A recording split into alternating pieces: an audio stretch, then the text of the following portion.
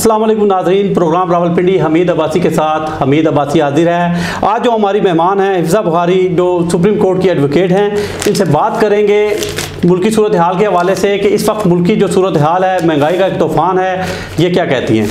जी हिफ्ज़ा बुखारी साहब, आपका बहुत शुक्रिया कि आप हमारे स्टूडियो में तशरीफ़ लाई, अपना कीमती टाइम हमें दिया।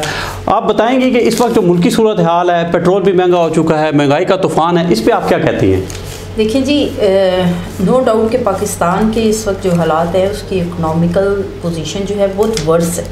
और जो रिसेंटली गवर्नमेंट ने जो सऊदी अरब से कर्ज़ लिया है, मज़ीद हमें कर्ज़ के बोझ तले और उसमें जो आपको जो शराइत हैं, जिन शराइत पे वो कर्ज़ लिया गया, अगर वो पाकिस्तानी अवाम को पता चल जाए तो वो तो शायद रातों को सो ना सके। अभी भी नहीं सो सकते। आपको पता है कि कितनी इन्फ्लेशन रेट हमारा कितना।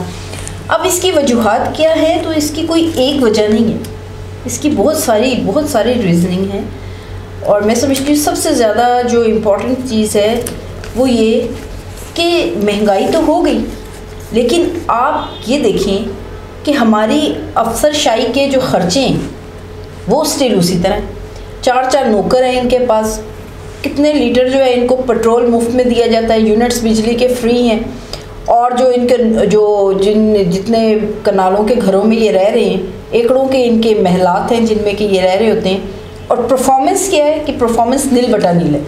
यही वज़ीर आज़म साहब थे, ये इनके मैनिफेस्टो में था कि हम लोगों को बेरोज़गारी ख़त्म करेंगे, लोगों को रोज़गार देंगे और उन लोगों को जो है बिज़नेस देंगे और जीडीपी बढ़ेगा, क्रॉस जो प्रोडक्शन है आपकी वो बढ़ेगी।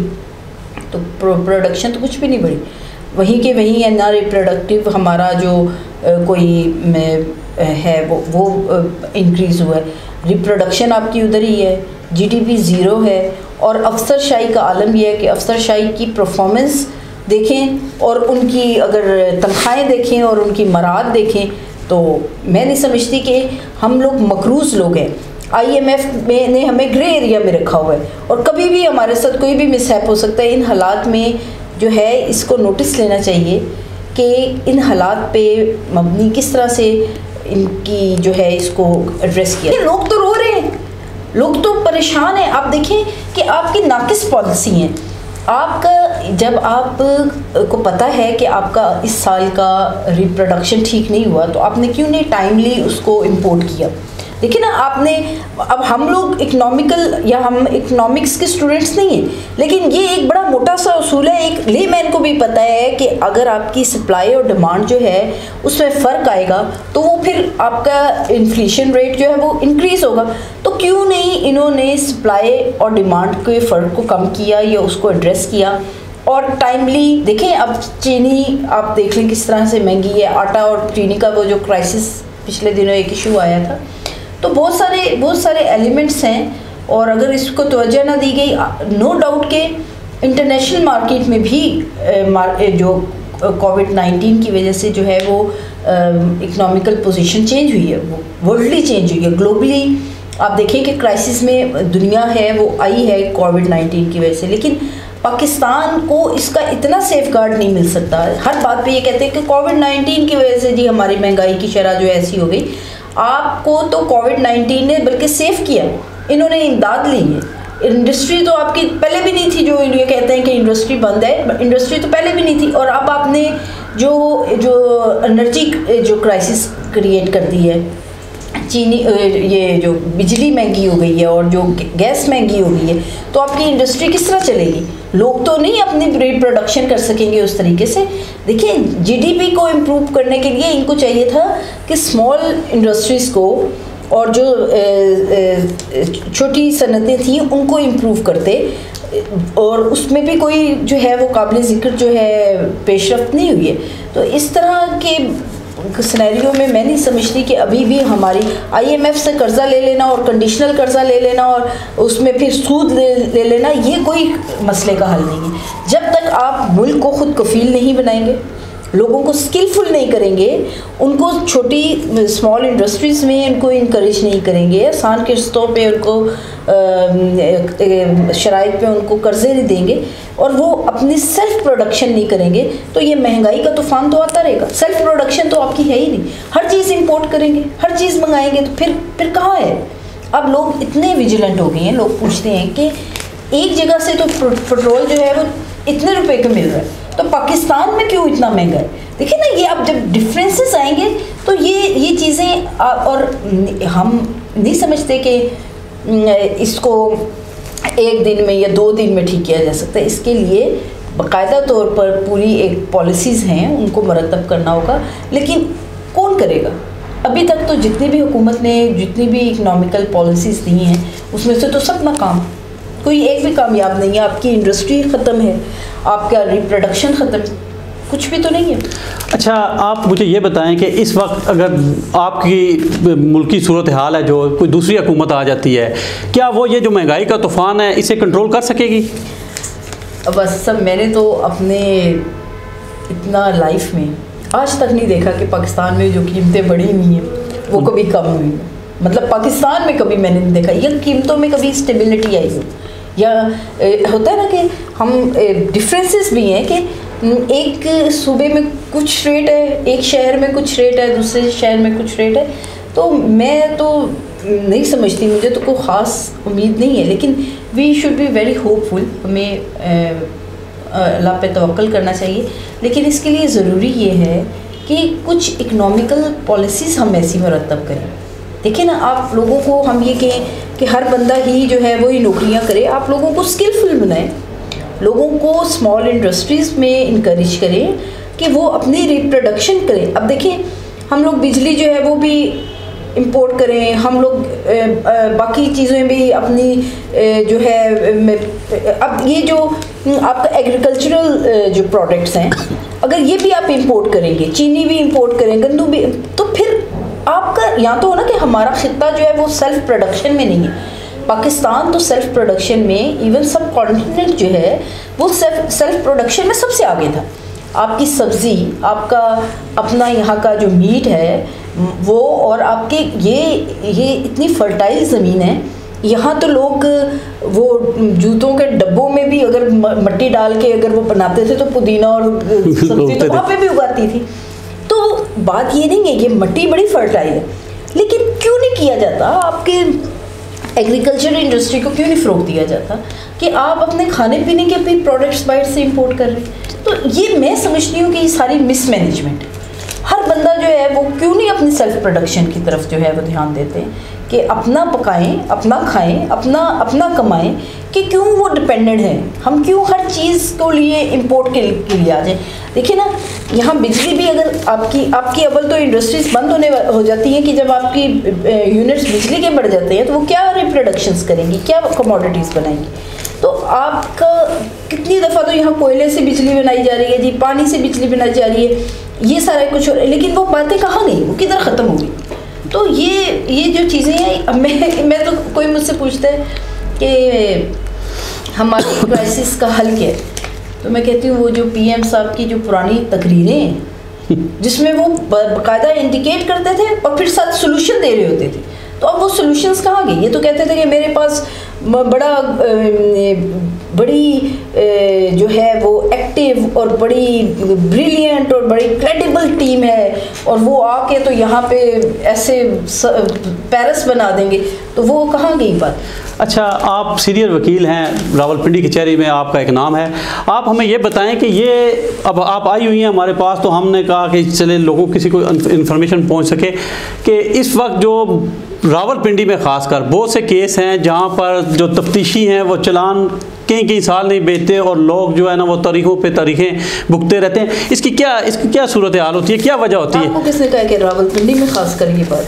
रावलपिंडी में देखने में हम तो रावलपिंडी की देखिए, ये बात ये है कि जो भी हमारा एक लीगल प्रोसीजर है उसमें डिलेइंग प्रैक्टिसेस तो होते हैं। समटाइम्स ये ऐसा होता है कि अगर चालान जो है वो देर से कोर्ट में सबमिट हुआ है तो उसमें आप कोर्ट में डायरेक्शन ले सकते हैं तफ्तीशी के ख़िलाफ़, या उनको कहा जा सकता है कि वो प्रोसिक्यूशन जो है वो अपना चालान जो है वो इन टाइमली जो है वो, देखिए कानून में जहाँ ऐसी बातें आती हैं तो उसमें रास्ते भी तो हैं, आप उनको टाइमली आप उनको बाउंड करें, कोर्ट में दरख्वास्त दें तो वो उसको। लेकिन मैं आपकी बात काट रहा हूँ, यहाँ पे जो लोग गरीब गुरबा हैं, जो किसी का कोई छोटा मोटा केस हो जाता है, लड़ाई झगड़ा हो जाता है, वो कोर्ट का उन्हें पता ही नहीं होता कि हमने करना क्या इससे आगे, तो वो उनके लिए बहुत सी प्रॉब्लम है। ये थोड़ा सा मैकेनिज्म बाज़ दफ़ा लोगों को नहीं पता चलता। पहले ऐसे होता था कि केसेस होते थे, वायलेशंस होती थी, लेकिन केसेस रिपोर्ट नहीं होते थे। और कुछ ऐसा भी होता है कि लोगों में अवेयरनेस नहीं होती है, जिस तरह के कई दफ़ा ऐसा होता है कि फैमिली मैटर्स है, लोग बच्चियों का ख़र्चे की ज़रूरत है या उनको महल उनका नहीं इन टाइम नहीं हुआ, तो वो क्या करती है, बजाय फैमिली कोर्ट में आने के हमने फ़लानी जगह दरख्वास्त दे दी फ़लानी, ये थोड़ा सा होता है। लेकिन इतना भी बात नहीं है, लोग people are going to vigilant day by day, और जो है अब लोगों को बहुत हद तक समझ आ गई। और जो बहुत ज़्यादा जो हैप्चुअल किस्म के वो होते हैं, लिटिगेंट्स होते हैं, जिन्होंने अब रोज़ कचहरी आना जाना, मैंने देखा है कि वो ख़वातीन आती हैं तो मैं कहती हूँ जी आपको ये किसने मशवरा दिया था, जी हमारे मोहल्ले में एक बंदा है। तो वो ऐसी बात नहीं है, हमारे यहाँ पाकिस्तान में खुदाई खिदमतगार भी तो बहुत मौजूद होते हैं ना, लोगों को मशवरे भी देते हैं, लेकिन समटाइम्स मशवरे जो हैं वो गलत भी होते हैं। तो इसलिए बेहतर ये है कि आप अपने किसी लॉयर से मशवरा करें, वो आपको बेहतर गाइड करेंगे कि आपने किस फोरम पे जाना है, आपने कौन सी कोर्ट में एड्रेस जाना है, या आपका ये क्रिमिनल लिटिगेशन बनेगी या सिविल लिटिगेशन बनेगी। तो बेहतर है कि आप किसी लॉयर से मशवरा करें। और इसके लिए ना थोड़ी सी ना, ऐसा नहीं है कि हमारे पास मैकेनिज़्म नहीं है या अदालतें नहीं हैं, mechanism is there, courts are there, और कोर्ट्स जो हैं उनका एक प्रोसीजर है, प्रोसीजरल लॉ है, वो उसको फॉलो करते हुए काम कर रही है। लेकिन लोगों को भी कुछ थोड़ा सा अवेयर होना चाहिए। मैं तो समझती हूँ कि ये जो हमारे बेसिक्स लॉ की थीम्स है ना, ये हमारे जो कैरिकुलम है, जो हमारा निसाब है, उसमें भी कुछ हल्का फुल्का, जिस तरह कॉन्स्टिट्यूशन है वो पढ़ाया जाए, और जो क्रिमिनल की और सिविल की जो बेसिक्स जो बातें हैं ना, वो हमारे निसाब। ज़रूरी नहीं है कि आप LLB करें तब भी आपको पता चले, कि जो आम ग्रेजुएट भी है उसको भी पता हो कि वो है कि इन हालात में उसने कौन से फोरम को है वो एड्रेस करें। अच्छा, कोई आखिरी बात हुकूमत को आप कहना चाहें तो? हुकूमत से यही है, गुजारिश ही है, उनसे रिक्वेस्ट ही की जा सकती है कि अवाम जो हैं वो अब बहुत ज़्यादा, जिसे कहते हैं ना कि डेड एंड, एक बिल्कुल पटवारी ज़बान में कहते हैं कि अक गेन है। तो देखिए ना, अब रोज़गार नहीं है लोगों के पास, और लोग जो हैं वो डे बाय डे, बजाय ये कि आप लोगों के लिए न्यू अपॉर्चुनिटीज़, उनके लिए नए एवेन्यूज़ दरियाफ्त करें, आप लोगों को लगे हुए रोज़गार ख़त्म कर रहे हैं, और लोगों को इस तरह से इतना इन्फ्लेशन रेट उनका इतना हाई कर रहे हैं। तो बेहतर ये है कि देखिए, आम जो लेमैन है ना, लेमैन को नहीं है कि आपका पार्लियामेंट में क्या कानून साजी हो रही है, या हमारे लिए फॉरेन पॉलिसी क्या है, या किससे कर्जे ले लिए। उसको ये है कि मेरा बिजनेस नहीं फ्लरिश हो रहा, या मैंने अपनी जो मेरी ज़रूरियात है वो पूरी नहीं हो रही। उसने तो मोटा मोटा असूल रखना है ना, तो उनके लिए मौके बनाएं, उनके लिए एवेन्यूज़ खोलें, और अपने हम वो जो कहा करते थे ना कि हम खुद कफील बनाएंगे, हम कुछ कोल उठा के फेंक देंगे, हमें नहीं चाहिए। देखिए, आपने जब कर्जे लिए IMF से तो उनकी शर्तें भी मानेंगे, और अगर हम उनकी शराइत नहीं मानते हैं तो हम तो बिल्कुल उनके शिकंजे में कसे जा रहे हैं ना, वो तो हम तो फिर उसमें से नहीं निकल सकते ना, we have no way to out. तो मैं समझती हूँ कि हमें खुद को फील बनाना चाहिए इस मुल्क को, और इसमें सारी जिम्मेदारी आप गवर्नमेंट पे मत डालें, लोगों पे भी तो डालें ना। लोगों को भी तो चाहिए कि वो अगर तालीम हासिल नहीं कर सकते तो वो हुनर हासिल करें, स्किलफुल बने, घर में जितने हाथ हैं वो उतना कमाएं। क्यों एक हमारे तो मुल्क में, हमारे माशरे में तो है, एक आदमी है कमा रहा है और वो सारे घर को, तो थोड़ा सा आपकी जो पॉपुलेशन में आपके जो फीमेल मेंबर्स हैं, फीमेल एलिमेंट है, जेंडर बेस्ड माशरे को ख़त्म करते हुए उनको काम करने के मौके दें, उनको तालीम के मौके दें, उनको स्किलफुल करें। इवन जो आपके अब ये वाइड सब कॉन्टिनेंट है जिसमें कि एक बंदा जो है वो ओवर बर्डन है, वो 40 साल तक बहनों की शादियां करेगा, अपनी शादी करेगा, फिर माँ बाप की भी कफालत करे। तो आप लोगों को इंडिपेंडेंट बनाएं। इवन डिसेबिलिटीज़ में भी जो लोग हैं जिनमें हल्की फुल्की कोई डिसेबिलिटी है, मसलन वो देखने से माजूर हैं या अगर वो उन्होंने चलने से माजूर है, वो बैठ के कोई काम कर सकते हैं। वो अपने लिए कोई ऐसा रोज़गार बनाएं कि जिससे कि वो कम से कम डिपेंडेंट हो। जब आप एक इंडिविजुअल को डिपेंडेंट कर देंगे, ये माशरा कभी तरक्की नहीं करेगा।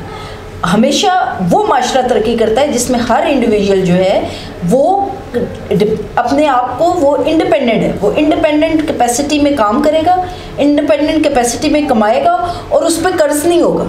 जब वो कर्ज में धंसा होगा तो वो क्या जो है वो फ्लरिश करेगा। बहुत शुक्रिया जी हिफ्ज़ा बुखारी साहबा, आपने अपना कीमती टाइम दिया। हमीद अब्बासी को दीजिए इजाज़त, इंशाअल्लाह अगले प्रोग्राम के साथ फिर हाजिर होंगे। अल्लाह हाफिज़।